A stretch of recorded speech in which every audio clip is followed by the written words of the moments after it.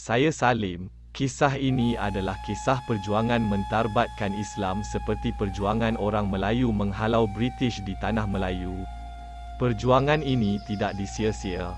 Penjajahan British dihalau keluar supaya perjuangan ini tidak dapat mencuri hasil di Nusantara, tetapi ini tidak mungkin sekali mendapat apa mereka mahu. Saya ingin sifatkan seperti Salim ini. Salim hanya melihat tetapi tidak mendapat perhargaan dalam sejarah negara. Cerita ini adalah rekaan semata-mata, tiada hidup atau dan mati. Tidak ada kaitan dalam hidup kita. Tetapi ini adalah kisah benar. Tetapi ada yang tidak betul sekali. Saya mendapat ilham dalam cerita ini secara manual dan mendapat hasil dari Google dan hanya mendapat rekaan semata-mata sedikit dari sejarah Melayu ini. Sesiapa ingin tahu sejarah Melayu, sila rujuk sejarah Tom Pires. Kisah ini amat bernasib malang sekali oleh kerajaan Islam dulu. Sanggup mengkhianati bangsa sendiri. Saya bukan fitnah. Tetapi saya rujuk kata Raja Haji Fisabillah. Menerima rasuah Belanda British demi kepentingan hidup. Selagi ada orang tari barut itu yang nasib menerima malang. Salim ini kerja kais makan pagi dan kais makan petang tidak bersama kerajaan British membayar cukai. Dia seorang penentang British dan tidak sesekali menerima hasil British di tanah Melayu. Semenjak Melaka jatuh, ramai yang menimpa malang tidak cukup tidur, tidak cukup makan, terpaksa menghadap kerajaan British pada masa itu.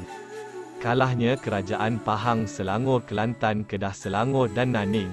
Kalah kita pada masa itu separuh dari kerajaan Islam yang berjaya pada masa itu.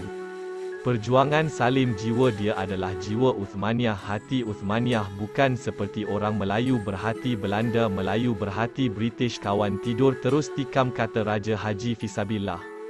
Salim ini adalah orang biasa tetapi perjuangan tetap perjuangan, tetapi nasib malang setiap negeri telah ditawan oleh British. British sudah sedia mengutip cukai dari orang tempatan, penjajahan yang teramat zalim kepada orang Melayu Islam. Salim enggan membayar cukai kepada British. Jiwa dia masih lagi setia perjuangan Islam. Tidak lama kemudian Mat Kilau, Datuk Bahaman, Tok Gajah dan lain-lain akan bersama perjuangan ini, wira ini. Perjuangan ini tidak sia-sia sekali, tetapi perjuangan ini menghalau British dari Nusantara yang dibelenggu dari penjajahan. Kisah Melaka. Saya ingin ceritakan kisah Melaka, kisah yang amat menyedihkan. Nasib malang Melaka adalah sebuah terkenal dalam perniagaan dan tamadun sangat maju di dunia. Tidak dibayangkan, sejarah tetap sejarah. Melaka dulu juga adalah penaungan Uthmaniyah. Akan tetapi Melaka kalah disebabkan oleh orang dalam. Kita tidak boleh dikatakan apa dilakukan oleh Melaka dulu. Tetapi saya tetap berusaha memperjuangkan nasib.